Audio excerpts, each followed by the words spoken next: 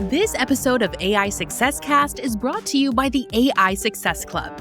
Do you find yourself asking questions like, how do I keep up with all the new AI updates? How do I harness AI for my marketing? And how do I stay in my zone of genius? Visit AISuccessClub.com and start leveraging your AI copywriting and content creation skills for maximum profits. Welcome to AI Success Cast, the quintessential podcast for entrepreneurs, marketers, and tech enthusiasts that shows you how to innovate, inspire, impact, and integrate the transformative power of artificial intelligence into your businesses and professional life. This is where technology meets human ambition. The future of AI becomes an accessible reality, and listeners like you are empowered to rewrite your success story in the age of AI. Be sure to visit our website at AISuccessCast.com, and while you're there, subscribe to us via your favorite network. Now get your notepad ready, make yourself comfortable, and prepare to be powerfully prompted toward profit. All right, here we are. We're back again with the AI Success Cast. I'm Andy O'Brien, and it's great to have you along. And this time, we are with Tanya Smith, a premier video coach, savvy business strategist, and the quietly charismatic host of Stream Like a Boss TV. She's among some of the most sought-after speakers in content marketing, known for her soothing voice. And I can relate to that because I also have a soothing voice. So you're going to really have fun today. Magnetic stage presence, cutting-edge live stream engagement strategies, and software recommendations. Tanya is often called a walking Google. She's been a go-to guide for service providers and small businesses alike, looking to amplify their online brand through meaningful social conversations. And she's spoken for Social Media Marketing Society, Rock's Digital Conference, and Content Marketing Success Summit. So it's really an amazing array of just great speaking gigs that you've had, and you're doing so many great things, Tanya, and we've known each other for a while now, and it's just so nice to have you on the AI Success Cast. Thank you very much. I'm so excited. Like I said, right before we started, I love my Andy, so I wouldn't have it any other way. If you ask, then I'm coming.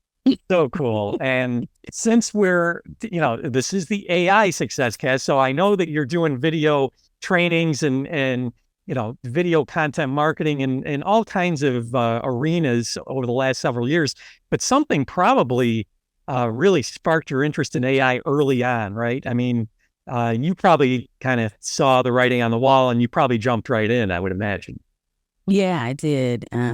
Part of that, though, Andy, is just because I'm an early adopter. So when I see things that kind of intrigue me or make me a little curious, I have to go check it out and do a deeper dive. Yep. And so, of course, AI, that was huge, even for people who aren't the curious ones and aren't early adopters. I think we all, well, I won't say we all, but I say people like you, myself, Denise, other people, we recognize the value right off the bat. Like, this is going to make our lives easier. So it made me definitely curious to check it out right up front. Yeah. So what was was it ChatGPT? I think probably, right? Because that was one of the first language models out there. And that's the one I'm still sticking to. I mean, Gemini's out now and there's just so many out. But it seems like the more that come out, the more I hover back to the old standby. What about you? What are you liking right now? Yeah, I'm still a ChatGPT diehard for now. But I leave myself open to the option to move if needed. I have tried out Claude, so by Anthropic, Claude AI. I've tried out Gemini. And I actually was impressed with some of the results. So I did kind of a test run, giving the three of them the same prompt to see what I got back. And I was pretty impressed with what Gemini came back with. Because lately I've seen some glitchy things happening with my ChatGPT prompt output. Mm-hmm. Yeah. So it was intriguing to see Gemini, because I suspect, being that Google is backing it, that there's going to be a lot more to come with their next generations of that model. Right. ChatGPT is my old standby like you. because I have built my own custom GPTs in there that I use with my clients and with my members from my membership academy. So that's still my standby for now until such time as I find something that does what they do and more. Mm-hmm. And I am excited about Soros to see what it's going to do with the video creation. Yeah, that's exciting. Mhm. And I had a feeling you'd be doing GPTs. How was that process for you? Because I've done about a dozen of them, and it's fun, but then it just makes me want to do more. And I have other things I have to do, and it's like, how do you juggle, all the things happening? Yeah, I really just focused on two specific ones. Like I thought about my specific purpose, and one way that I first used it was just as my assistant. So as my content marketing assistant to help me as I go through my workflows with my live streaming content. So I built her. Her name is goodness, I have Gail and then I have Kim. So that's so cool. Marketing assistant. But then That's so great. It's fun. Like I love to use her because she knows all of my stuff. Like she knows Right. my personality, all of the things. But then I got questions and requests from my Stream Bosses members, and they were saying, "Hey, we like how you're, building out your content plan. Do you have something that we can use?" So I created Gail for them. So that's my live stream marketing strategist who knows my process, knows the different systems and workflows that I use, and she can regurgitate that for my members. I have made both of those private. So the first one is only private to me. Mhm. The second one is only private to my paid members. And those are the two that I really just spend time tweaking and refining. Okay, so when I did the ones that I did, it didn't take me that long, but it sounds like you probably really dove deep, right? When you created it, or I mean, was it a painstaking process, or was it pretty easy?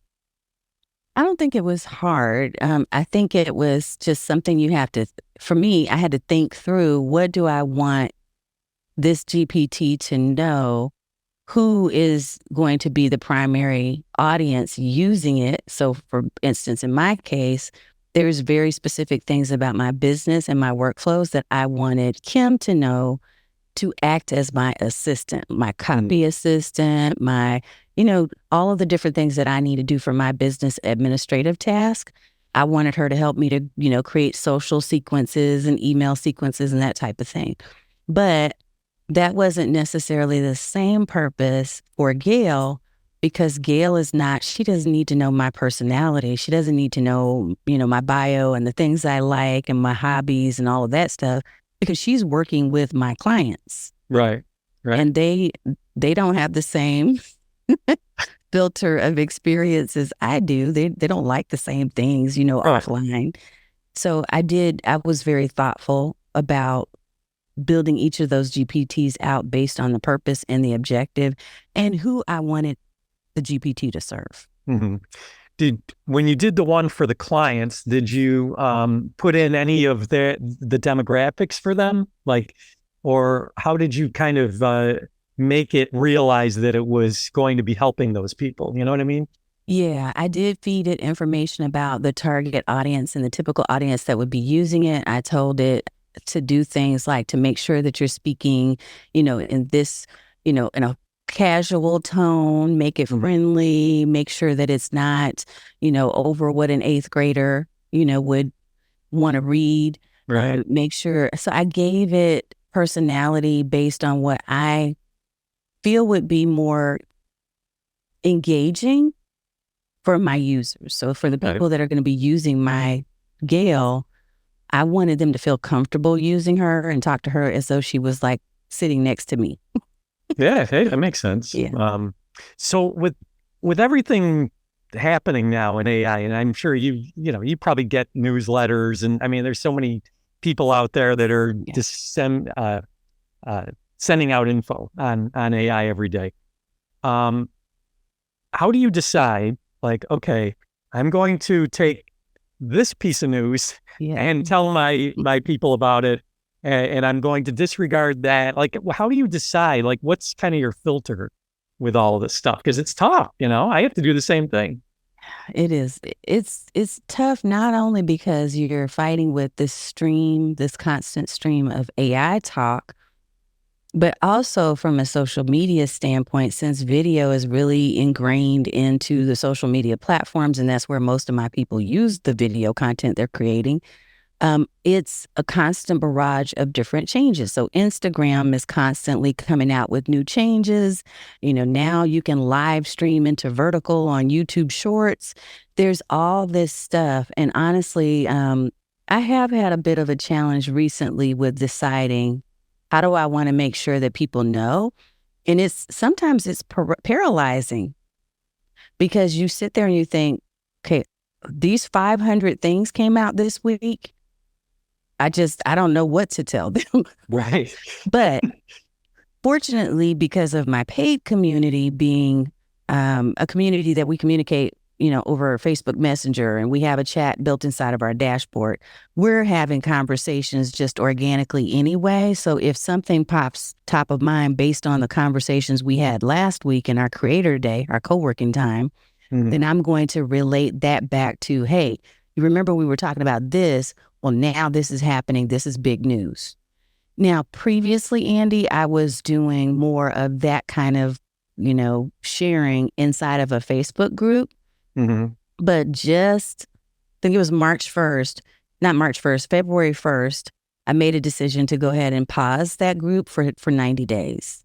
And right at the time, as I paused that group, and I'll tell you the reason why based on your question, right at the time that I paused that group, there was some churn that came out about Facebook groups and the API not allowing third-party platforms to connect after April 22nd. Okay. That's important because now that's going to change the game for people using Facebook groups, because if we were live streaming before inside of our groups using something like StreamYard or Restream or Ecamm Live like I use, you don't get to do that if they've shut off access. Right. Same thing with scheduling posts. You have to use Facebook's native tool in Business Suite or whatever to be able to schedule post inside of groups. So I don't know what that's going to change, but the reason why I'm mentioning that is because with all this information overload, it's not only, well, how do I say what I need to say? Which items do I want to tell people? But it's where am I going to share it? And I was torn between, wait a minute, I've got this paid academy group over here, and I want them to have exclusive access. But then I got this free group over here, and then I got my general everybody in the world audience on the other social media platforms. And I was getting frustrated and tired of trying to give each of them different information. Yeah, it seems like Facebook's kind of shooting themselves in the foot here, I mean, why would they do? I mean, I kind of know what they're going for, but it seems like it's very risky for them to want to do that. I think that there may be a couple of things that we in the public may not have access to or be privy to, but think about the fact that they've had to go sit in front of, government officials a lot lately and speak to the aspects of privacy. So there's probably something there that has not been made public. But I'm just kind of watching and paying attention to information about that, because you know how typically when something happens on one space, it's going to happen on other spaces. Right. For now, it's just Facebook groups that will impact, but that's going to make a lot of people a little antsy. People who have really built up huge audiences and groups and have relied on other platforms to feed into that space. More to come, because they're not saying a lot about it or what we're supposed to do. We're just hearing from different developers that have an API saying, sorry, guys, we're not going to be able to, be used in this group after April. Probably a good thing you went on a 90-day break when you did that. Yes. I was like, oh, wow, that is magical. Like, how'd that happen? Really? Jeez. So, what are you kind of excited about these days with AI? I mean, what's been kind of jumping out at you? Anything, you mentioned actually a couple in the past few minutes, but And you could probably tell me something different next week if we talked again next week. Right. There's so many things. But what's the kind of latest and greatest in your world these days? I am interested in Soros, the video creator, but at the same time, I'm a little irritated that I might have to compete with an AI tool for creating video. Right. I think there's some beauty in being able to really create videos that are authentic. And for me, because I'm not a big produced or on-demand content creator, I'm more of the live streamer. So I love the conversation with people in the chat.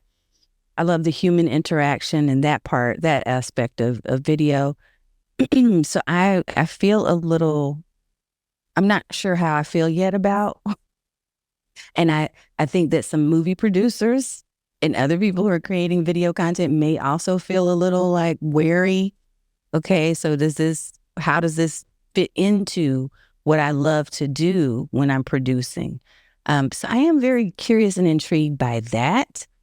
I am also intrigued by what Gemini is going to do because I'm hearing things, but I don't know enough behind the scenes. I do still enjoy and appreciate the ability to be able to generate images that I can use for some of my stuff. But in all of those things, Andy, I'm also very wary of, are we overusing and over-relying on AI to do certain things? Do we stop thinking? Do we stop being creative? What are the things that we're stopping and giving up in order to leverage it? And I'm constantly asking myself that question when creating content. Me too. And I think it's an ongoing dilemma, for both of us, because at what point do we lose our creative spark? I feel like it's already kind of like, I don't know, the embers are starting to pile up there, because, and it's tempting, to rely on AI to be your creative partner, but at what cost? I mean, it's one thing to have a blank page. It's another thing to have a full page thanks to AI. But what would the page have looked like if you had stuck with that blank page and just took it out of your head? Yeah.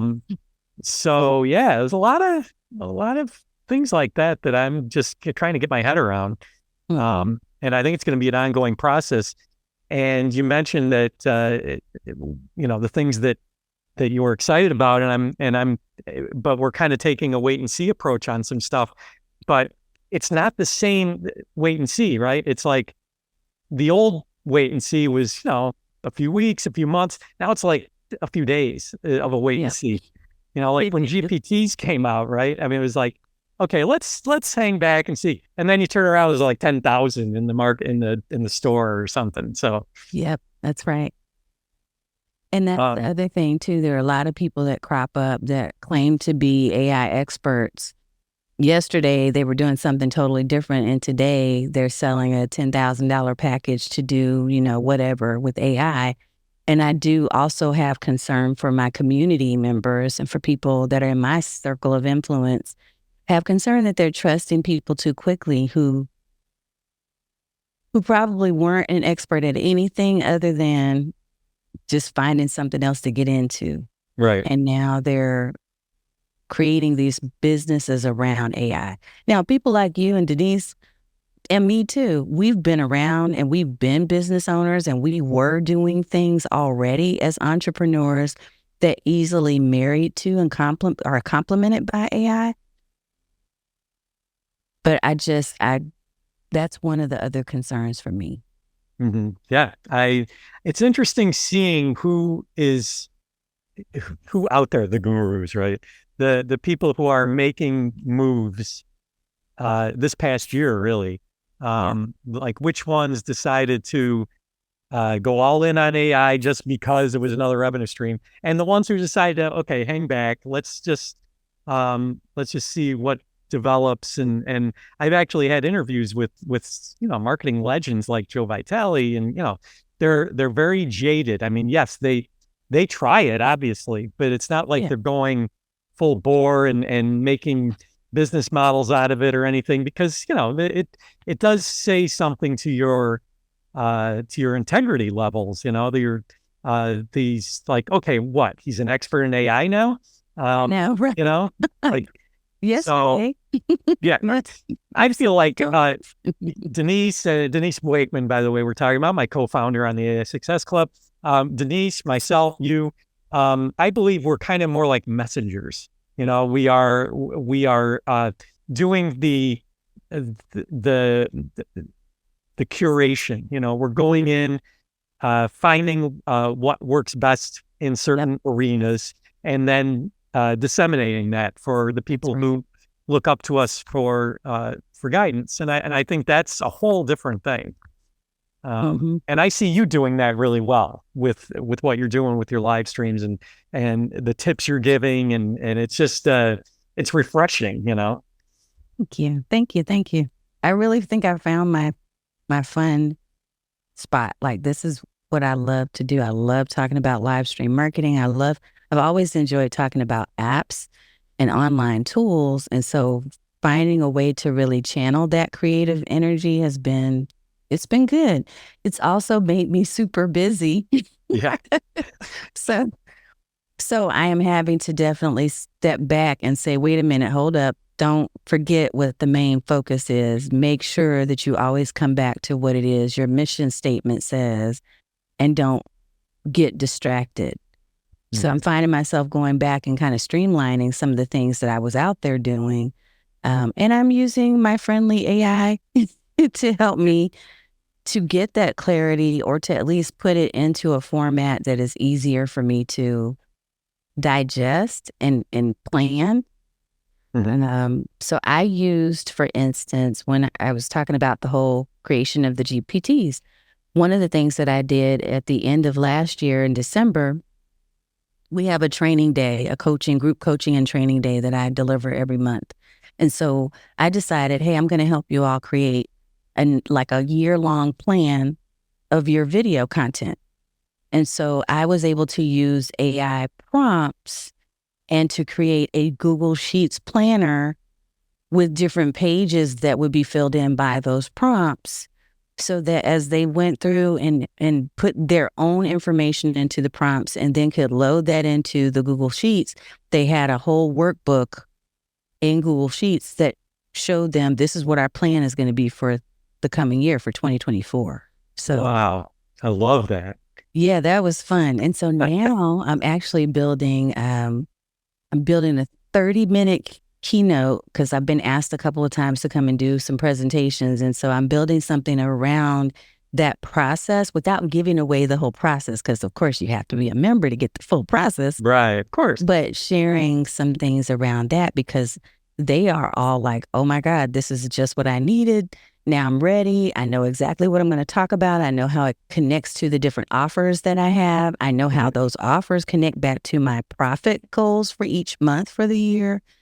So that has been really beautiful to see. And I want to do more of that. That is amazing. So besides that, like, what else are you up to? I mean, you're very busy. So, I mean, what is a day in your life look like with all this stuff? I mean, it's got to be tough to prioritize and, Yeah. Well, Andy, I'm still full-time in my corporate role. So a day in the life, a lot of times lately, I'm not getting a whole lot of sleep, because early morning, I might be working with a coaching client, and then I do my corporate thing for the day. And then in the evening, I'm jumping back in and either doing, depending on the day of the week, administrative stuff, working on tweaking sales pages, putting content together for my content, academies. So it's a full day all the time. Man. I am planning. Here's one thing that I did do. I was smart about this, I think, with that plan that I talked about, that I worked with my folks on in December. Yeah. What I challenged them to do, and I did it too, is I said, do not fill up every week. Do not fill up every day. Do not plan on delivering a live stream every single week of the month. Give yourself built-in break time. So build in the days that you're going to be off, build in, a week that you're not going to go live, build in a month where you're not selling anything. You're just riding off of existing content and maybe tweaking some things and just enjoying the summer, for instance. Right? The concept. Yeah. So I have to remind myself of the same thing that I tell them. And I'm going and tweaking things now to make sure that I do have that downtime, because that is so important. And we can just really be overrun with this content machine. Oh, yeah, that's for sure. So this is the part where I ask you, can you give us some tips? Like what in the video marketing AI realm is really, helping you, your clients, the people that, that follow you? What's been like really useful in those areas? And even, it doesn't have to even be AI. It could be anything, but AI is the name of the game lately. So it is. I'll tell you one tip that I used as I was creating this new podcast called App Therapy Club.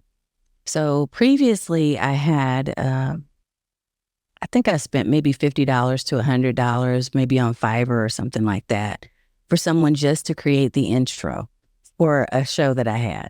Mm-hmm. And I realized, wait a minute, I purchased this AI tool off of AppSumo called play.ht. I wonder if this could do the same thing for my new podcast. And so with the new podcast, what I did is I went to play.ht. I popped in the wording that I wanted to use for my intro and for my outro, and it used a voiceover in a voice that I thought would be complimentary to my show.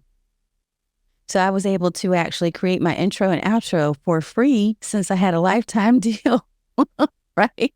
And it took minutes to do instead of me having to wait for 48 to 72 hours. Right. I didn't have to keep going back and saying, no, that's not quite the tone. No, that's, as I've done in the past with different voiceover creators. Mm-hmm. So it was, that was refreshing. And so I was able to use that both for my audio version of the podcast and then married that to video clips that I created inside of something called Video Bolt.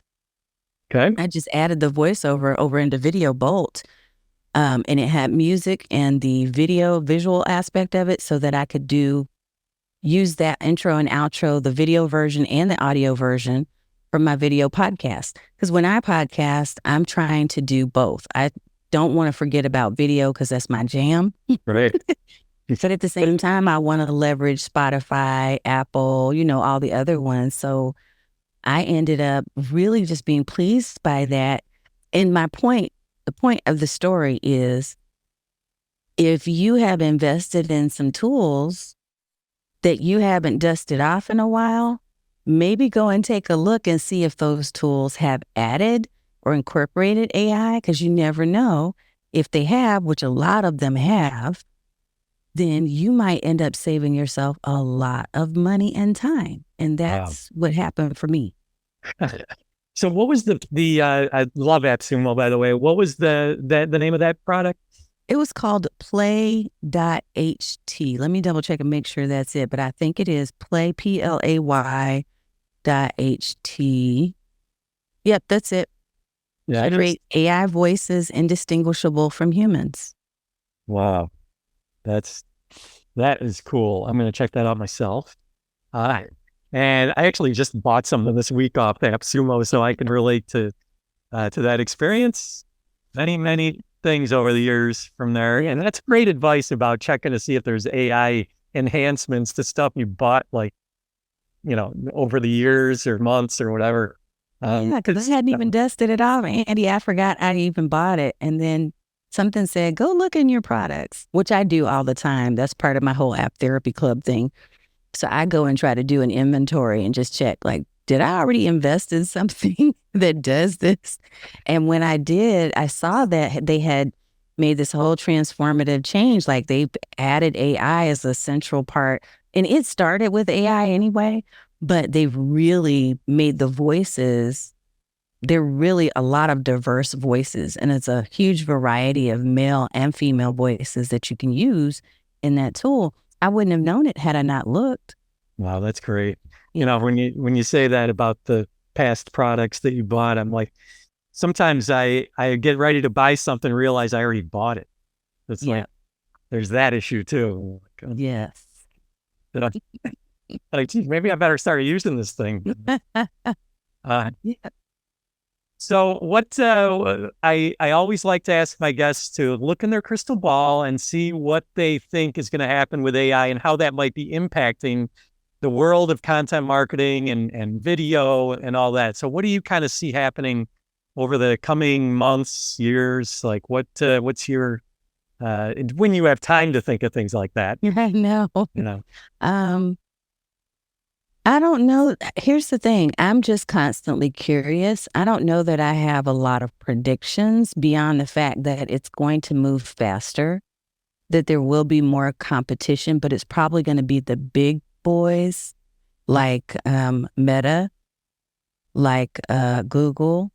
OpenAI is going to continue to be one of the big players because they started the whole wave, of people like me, commoners, who are not necessarily in the tech space using it. So I think that while there will be others that will pop up, other platforms that will pop up, there's probably going to be a lot more features and benefits to those features that are shared with those big three.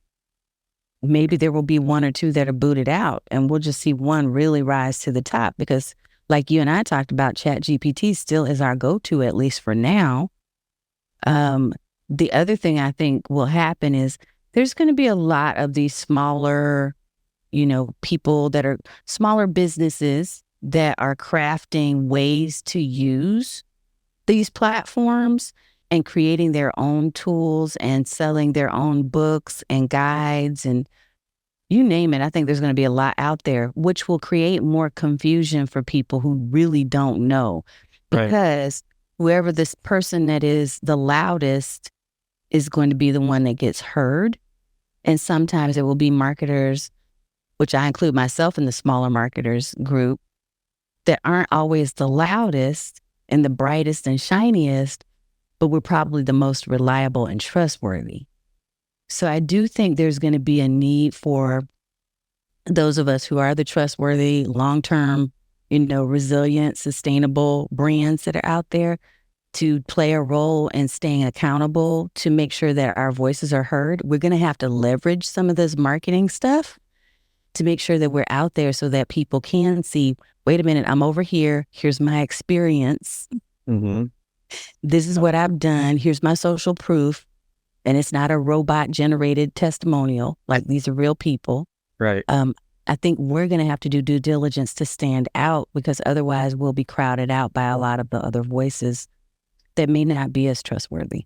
Right. Because there's going to be a lot of new voices out there who are probably using ChatGPT or something else to generate ideas.